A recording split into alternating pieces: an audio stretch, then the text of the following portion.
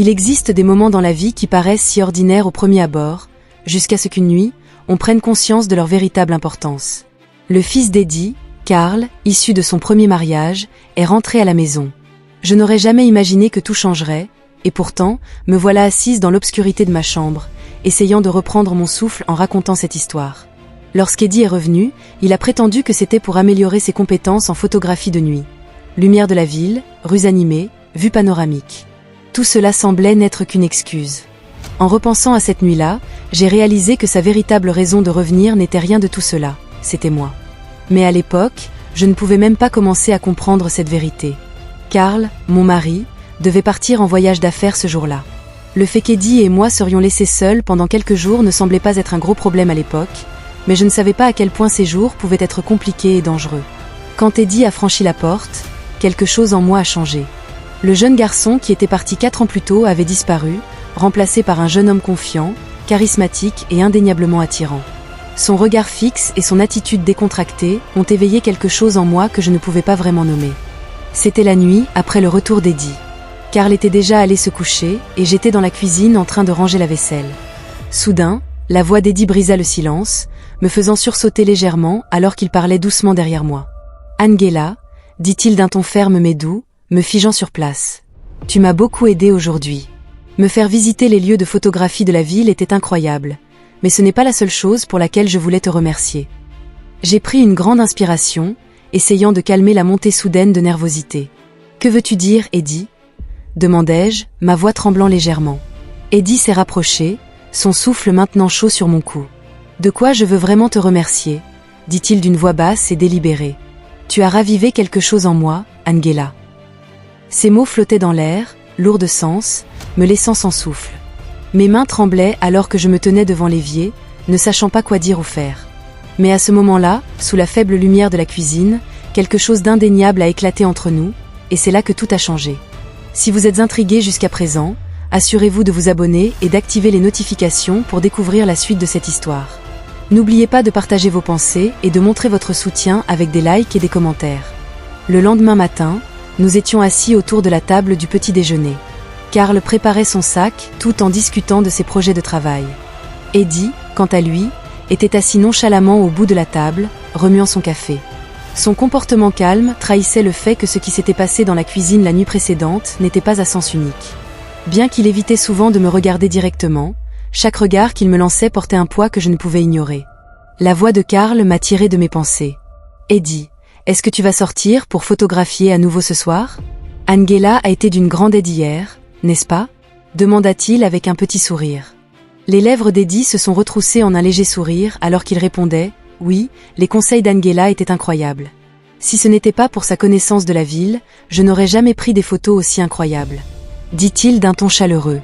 Carl hocha la tête en signe d'accord et se tourna vers moi. « Angela, je serai hors de la ville aujourd'hui. Garde un œil sur Eddie, veux-tu ? Il est parti depuis 4 ans et la photographie signifie le monde pour lui. » Il ajouta avec un petit rire en regardant Eddie, « Qui sait, peut-être que tu feras fortune avec ça un jour, n'est-ce pas, Eddie ?» Le sourire d'Eddie s'élargit légèrement, bien qu'il garde le regard fixé sur la table. « J'espère bien, papa, » dit-il calmement. Mais ensuite, ses yeux rencontrèrent les miens et mon cœur manqua un battement. Une vague de malaise s'installa dans ma poitrine, tandis que les mots de Carl résonnaient dans mon esprit. Je ne pouvais pas me débarrasser du sentiment que la vraie raison du retour d'Eddie n'était pas aussi simple que la photographie. Peut-être que Carl avait raison. Peut-être qu'Eddie était juste là pour se concentrer sur son travail. Mais une partie de moi avait du mal à y croire. Après le petit déjeuner, Carl se tenait près de la porte avec son sac à la main, prêt à partir. Il se tourna vers moi une dernière fois. « Angela, prends soin d'Eddie. Peux-tu préparer quelque chose de bon pour le dîner ce soir ? Il aura besoin d'énergie avant son tournage, » dit-il avec un sourire. J'ai hoché la tête, même si la tension en moi grandissait. Une fois que Carl fut parti, le silence de la maison semblait plus lourd que d'habitude, presque suffocant. Plus tard dans la soirée, Eddie et moi étions debout sur une colline surplombant la ville, ses rues illuminées comme une mer d'étoiles. Il était occupé avec son appareil photo, ajustant les réglages et capturant la scène lumineuse. J'étais perdu dans mes pensées, fixant les lumières vibrantes en contrebas, quand sa voix m'a tiré en arrière. « Angela » dit-il d'un ton sérieux et délibéré, me prenant au dépourvu. Il baissa son appareil photo et se tourna pour me regarder directement. Si ce n'était pas pour toi, revenir ici n'aurait rien signifié. Ces mots étaient si directs et clairs que je restais momentanément sans voix. J'ai pris une grande inspiration et tourné mon regard vers la ville, essayant de donner un sens aux émotions qui tourbillonnaient en moi. Mais à chaque seconde qui passait, il devenait de plus en plus difficile d'ignorer les sentiments que j'essayais de réprimer. Quand le tournage fut terminé, nous sommes rentrés à la maison. Le trajet de retour était calme, mais l'air entre nous était chargé de tensions inexprimées. Dès que nous sommes entrés et avons fermé la porte, le silence de la maison amplifia l'intensité entre nous. Eddie se retourna pour me faire face, réduisant la distance entre nous avec un regard déterminé dans ses yeux. « Angela », dit-il doucement cette fois, sa voix presque tendre. « Tu essaies de faire comme si cela n'arrivait pas, mais nous le ressentons tous les deux, n'est-ce pas ?» Ces mots ont coupé le souffle de mes poumons et mon cœur s'est mis à battre la chamade. Je voulais m'échapper pour briser cette tension, mais mon corps ne voulait pas bouger. Eddie s'est rapproché, sa présence envahissant l'espace entre nous. « Ce n'est pas bien », murmurai-je, bien que l'hésitation dans ma voix trahisse la détermination et le désir dans son regard qui m'avait complètement sous son charme. Cette nuit était sur le point de devenir le moment où tout a commencé à changer. L'approche d'Eddie m'avait complètement prise au dépourvu. Le silence est resté entre nous pendant ce qui m'a semblé être une éternité avant qu'il ne le rompe avec un doux sourire, faisant un pas de plus vers moi. « Angela, tu as l'air un peu tendue », dit-il d'une voix légère et chaleureuse. « Et si on prenait un verre pour se détendre un peu et parler ? Ça fait si longtemps qu'on ne s'est pas vraiment rattrapé. » J'ai hésité. Chaque instinct me criait de m'éloigner pour mettre de la distance entre nous, mais une autre partie de moi voulait rester et voir où cela me mènerait. « Es-tu sûre ? » demandai-je, ma voix tremblante. Le sourire rassurant d'Eddie s'est approfondi. « Bien sûr, » dit-il en marchant vers la cuisine. « Je pense que nous sommes à un point où nous pouvons réellement partager des choses maintenant. Tu as 40 ans, j'ai 24. Cet écart d'âge ne devrait pas nous empêcher de nous connecter, n'est-ce pas ?» Ces mots m'ont laissé momentanément abasourdi. Il se comportait avec une telle confiance, une telle aisance qu'il était difficile de ne pas se laisser entraîner. Quelques minutes plus tard, il est revenu avec 2 verres de vin, m'en tendant un.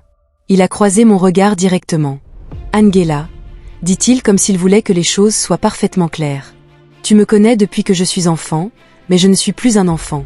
Je pense qu'il est temps que tu réalises cela. » Cette déclaration résonnait en moi, remuant quelque chose que je n'avais pas complètement reconnu.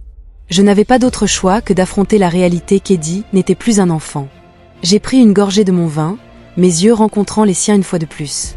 L'intensité de son regard, la confiance tranquille qu'il dégageait, il était impossible de ne pas être affecté. Eddie a habilement dirigé la conversation en douceur, passant des vieux souvenirs au présent. « Angela, tu as toujours été une belle femme, mais maintenant, c'est comme si tu étais devenue encore plus captivante avec l'âge. Comment fais-tu pour avoir l'air aussi incroyable ?» demanda-t-il, son regard s'attardant sur moi d'une manière qui a fait battre mon cœur et rougir mes joues. Le 2e verre de vin m'avait considérablement détendu. La chaleur sincère d'Eddie avait une façon de me désarmer. Cela faisait si longtemps que je n'avais pas eu une conversation aussi ouverte et facile. La tension que j'avais portée toute la soirée a lentement cédé la place à un étrange sentiment de confort. Finalement, Eddie s'est légèrement penché en arrière, posant son verre sur la table. Ses yeux se sont fixés sur les miens. Son expression était sérieuse mais douce. « Angela, je vais te demander quelque chose d'important, » dit-il, sa voix plus lente et plus délibérée que d'habitude. J'ai incliné la tête, avec une curiosité mêlée d'une pointe de nervosité. « Quel genre de choses importantes ?» demandai-je. Eddie a tendu la main derrière lui et a sorti une petite boîte noire. Il l'a placée sur la table et l'a ouverte avec précaution, révélant une superbe robe noire. Elle était sans manches, avec un décolleté audacieux et un design élégant et moulant. Le tissu brillait sous la lumière. Son élégance était indéniable. « Je veux que tu portes ça, » dit-il d'un ton ferme mais doux. « Je veux te prendre en photo pendant que je capture la beauté des lumières et du charme de cette ville. Je veux que tu fasses partie du cadre.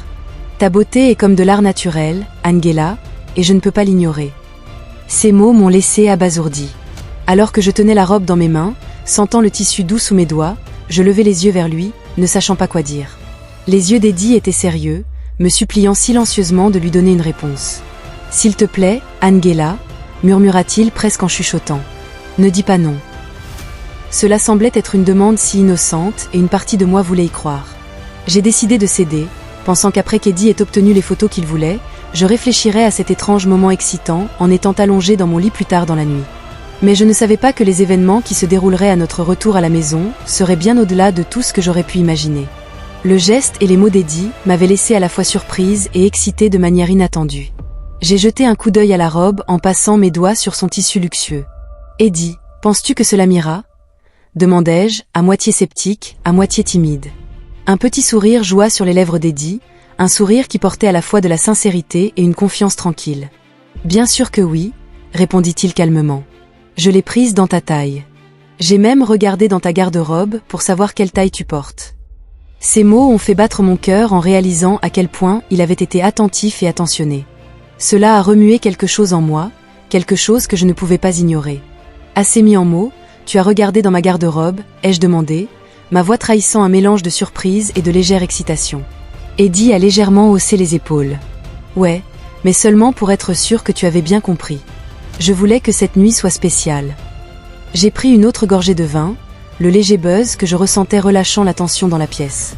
Très bien, ai-je dit enfin en souriant faiblement. Je vais essayer, mais je dois dire que c'est un choix assez audacieux. Il a ri doucement. Exactement, et tu es tout aussi audacieuse et frappante que cette robe. Alors que j'enfilais la robe dans la pièce, j'ai aperçu mon reflet dans le miroir. La robe m'allait parfaitement, épousant mon corps et accentuant mes courbes. Il y avait quelque chose en moi qui a fait naître une étincelle d'énergie juvénile que je n'avais pas ressentie depuis des années. Je suis restée là quelques secondes à me contempler, puis j'ai pris une profonde inspiration et suis sortie. Quand Eddie m'a vue, il s'est figé un instant, ses yeux fixés sur moi sans détourner le regard, même une seconde. « Juste au moment où je pensais que tu étais incroyable », a-t-il dit, sa voix à peine plus haute qu'un murmure, mais chaque mot était teinté d'admiration et de passion. Peu de temps après, nous roulions dans les rues plus calmes de la ville. Il était clair, d'après le comportement d'Eddie, qu'il avait des plans précis en tête. Quand la voiture s'est arrêtée, il s'est tourné vers moi, son visage illuminé d'excitation. « Allez, faisons un tour, les lumières ici sont parfaites », a-t-il dit, sa voix pleine d'enthousiasme. Alors que nous sortions dans la rue, l'air frais nous enveloppait, mais cela ne me dérangeait pas. Eddie marchait à mes côtés, tenant son appareil photo dans une main, tandis que l'autre reposait légèrement sur le bas de mon dos, me guidant. « Arrêtez », a-t-il dit soudainement, son ton sec. « Concentrez-vous ici, la lumière est incroyable, ne bougez pas. » J'ai fixé mon regard devant moi, me concentrant sur ses mots, et j'ai souri doucement. Alors que je restais immobile, le clic de son appareil photo a rempli le silence autour de nous. Eddie m'a photographié sous différents angles, baissant parfois l'appareil pour me regarder directement. « Comment fais-tu pour rester si naturelle ? Angela, tu es vraiment magnifique, » a-t-il dit, sa voix pleine d'admiration sincère. Nous nous sommes lentement dirigés vers une partie plus sombre de la rue. À un moment donné, j'ai trébuché légèrement et la prise d'Eddie sur ma taille s'est resserrée, me stabilisant. « Prudent », a-t-il dit d'un ton protecteur. La chaleur de sa main sur mon dos m'a fait frissonner, mais cela m'a aussi fait me sentir en sécurité. Plus tard, nous nous sommes arrêtés près d'un petit mur. « Ici, s'il te plaît », a dit Eddie d'un ton doux mais ferme. « La lumière ici te rendra absolument incroyable. » Quand il remarqua une lueur d'hésitation dans mes yeux, il ajouta « Sois juste toi-même. Je veux te capturer de la meilleure façon possible. » À un moment donné, alors que nous marchions, j'ai trébuché à nouveau et Eddie m'a attrapé instantanément. Pendant un instant, j'étais entièrement appuyé contre lui. Nos regards se sont croisés et il y avait une énergie tacite entre nous qu'aucun de nous ne pouvait nier. Nous n'avons pas dit un mot, mais l'intensité de ce moment était palpable. À la fin de la nuit, alors que nous retournions à la voiture, l'épuisement a commencé à prendre le dessus. J'avais du mal à garder l'équilibre. Je me suis penché plus près d'Eddie, posant ma tête sur son épaule. « Merci pour tout ce soir, Eddie », ai-je murmuré.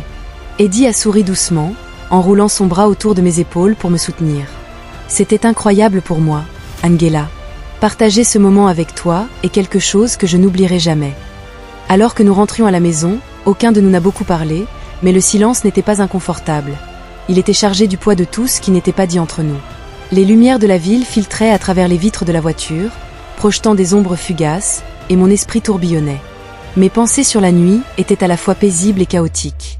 Être si proche d'Eddie avait suscité des sentiments auxquels je ne m'attendais pas. Quand nous sommes arrivés à la maison, je savais que les choses avaient déjà changé entre nous. De retour à la maison, Eddie m'a doucement guidée à l'intérieur. Entre l'alcool et l'épuisement, j'avais du mal à rester stable sur mes pieds. Sa main est restée sur mon dos pendant qu'il me soutenait. Laisse-moi t'aider à monter, a-t-il dit doucement. Assieds-toi ici et je vais te chercher quelque chose. Mais j'ai tendu la main et placé ma main sur son bras, l'arrêtant.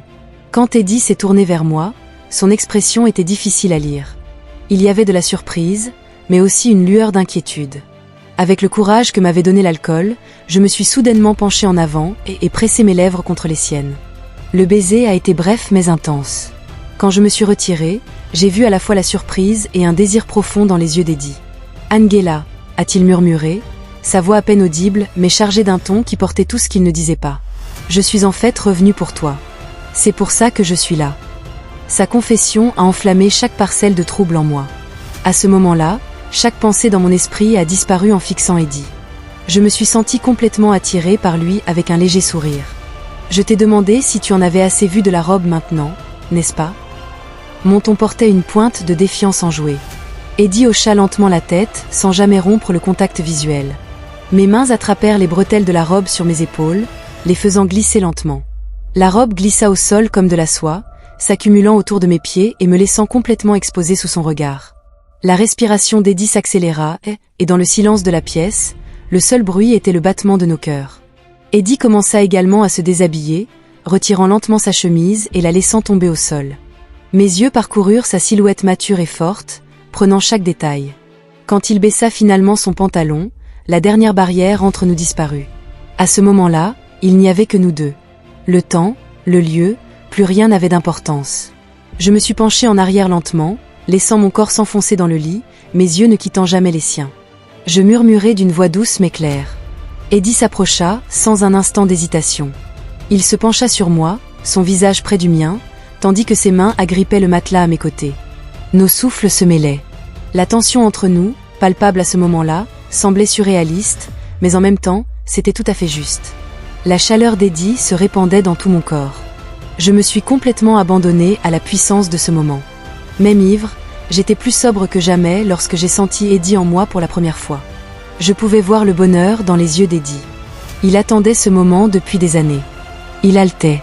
J'ai posé ma main sur son cœur et j'ai dit « Eddie, je suis avec toi et tout est beau ».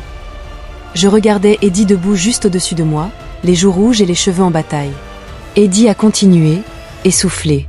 J'ai pressé ma main sur son cœur, mes jambes se sont contractées et j'ai tremblé. Ça faisait mal, mais je voyais qu'il appréciait quand les traces de mes ongles étaient là. Eddie a embrassé ma main et s'est laissé aller.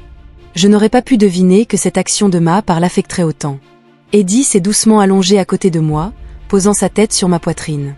Son souffle a légèrement effleuré mon cou, me faisant frissonner. « Angela » a-t-il dit d'une voix douce, mais pleine d'une profonde intensité. « Je suis revenu pour toi. Tu dois comprendre ça. Toi, tu es tout pour moi. » La dernière chose dont je me souviens était la chaleur du baiser d'Eddie sur mon visage et ses mots murmurés « Je suis si heureuse que tu sois là. » Mes yeux sont devenus lourds, mon corps s'est détendu et, à ce moment-là, libéré de tout le chaos, enveloppé dans la sérénité de nous deux, je me suis endormie. Ce qui s'est passé après cette nuit était encore plus excitant. Je savais que ce moment n'était pas la fin, c'était juste le début. Le trouble et le désir en moi ne feraient que se renforcer dans les jours à venir, mais ce sont des histoires pour une autre fois. À bientôt dans le prochain chapitre de ce conte. Merci de m'avoir écouté jusqu'ici. Rappelez-vous que les moments les plus excitants sont encore à venir. Restez à l'écoute. Si vous êtes arrivé jusqu'ici, je sais que mon histoire vous a profondément touché. Il y a tellement plus à partager et vous ne voudrez rien manquer.